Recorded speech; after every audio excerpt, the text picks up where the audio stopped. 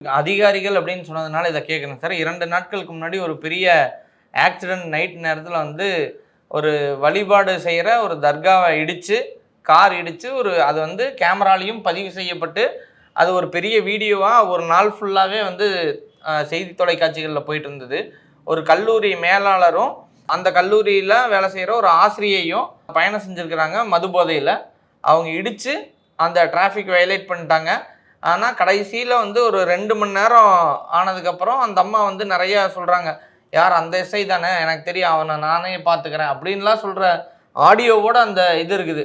கடைசியில அவங்க வேற ஒரு கார் புடிச்சு சமரசமா போயிடுறாங்க.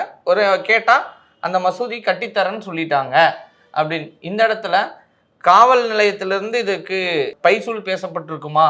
அப்படிங்கிறது ஒரு பொதுமக்களா இருந்து கேள்வி எழுப்புறாங்க சார். தாராளமா. இப்போ வந்து சோமோட்டோவா போலீஸ் இந்த மாதிரி ஒரு ஆதாரத்தை வச்சு அவங்க பேர்ல குடிபோதையில வந்தாங்க, குடிபோதையில தகராறு பண்ணாங்க அப்படின்னு கேஸ் பண்ண முடியும். கண்டிப்பா ஃபைல் பண்ண முடியும். ஓகே. அதுக்கு வந்து எந்த ஒரு தடையும் இல்லை. ஆனால் பாதிக்கப்பட்ட ஒரு நபர் இருக்காரு. ஏதோ ஒரு மசூதி பாதிக்கப்பட்டிருக்காங்கன்னா, அவங்க வந்து இல்ல பரவாயில்ல அப்படின்னு அவங்க காலில் போய் விழுந்துட்டா அவங்க என்ன செய்வாங்க?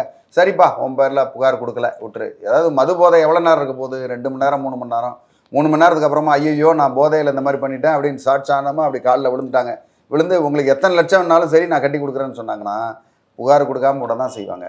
பட் அந்த வைரலான வீடியோவை வச்சு எந்த ஒரு பொதுமக்களும் யார் ஒரு சாமானிய மனிதரும் அவங்க பேரில் புகார் கொடுக்க முடியும். இந்த மாதிரி பொதுமக்களுக்கு இடையூறாக இந்த மாதிரி பிரச்சனை பண்ணாங்க, அவங்க பேரில் வழக்கு பதிவு பண்ணுங்கன்னா கண்டிப்பாக வழக்கு பதிவு பண்ணி தானே ஆகணும். அதில் எந்த இடத்துலையும் வந்து நீங்கள் ஸ்டாப் பண்ண முடியாதே. எந்த ஒரு அதிகாரியும் இல்லை யாரோ ஒருத்தவங்க எனக்கு தெரியாது அப்படின்னு பண்ண முடியும். அந்த ஜூரிஸ்டிக்ஷனில் இருக்க அந்த அதிகாரி அந்த பெண்மணி மேலே கண்டிப்பாக இந்த போக்குவரத்துக்கு இடையூறாகவும் இந்த மாதிரி அச்சுறுத்தலாகவும் இருந்ததுக்கு அவதூறாக பேசுனதுக்கு கண்டிப்பாக வழக்கு பதிவு செய்ய முடியும்.